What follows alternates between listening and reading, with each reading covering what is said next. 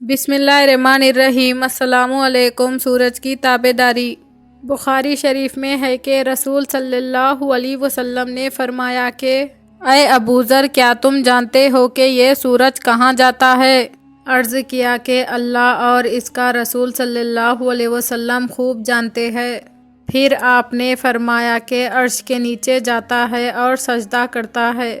پھر اللہ تعالیٰ سے مشرق کی طرف سے نکلنے کی اجازت چاہتا ہے کہ دوسرا دور کرے، پھر اس کو اجازت ملتی ہے اور بہت قریب ہے کہ وہ سجدہ کرے گا اور قبول نہ ہوگا اور دور کرنے کی اجازت مانگے گا مگر اجازت نہیں ملے گی۔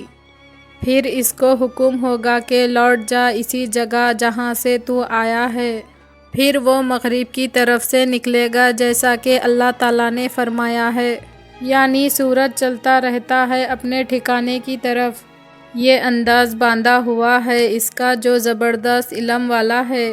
قرآن و حدیث سے معلوم ہوا ہے کہ سورج کا حال گھڑی کی طرح ہے، چابی دے دو تو چلے گی ورنہ بند ہو جائے گی۔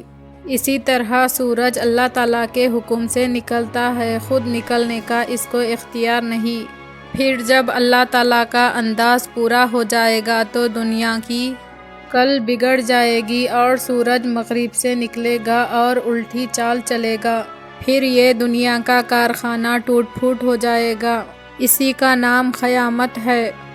اے انسان، غور کر اور سمجھ کہ سورج ہر وقت ہر دم اپنے مالک وعدے لشکر کی تابعداری میں لگا ہوا رہتا ہے، کبھی اس کے حکم کے خلاف نہیں کرتا، اور تو اشرف المخلوقات ہو کر اپنے مالک سے نہیں ڈرتا۔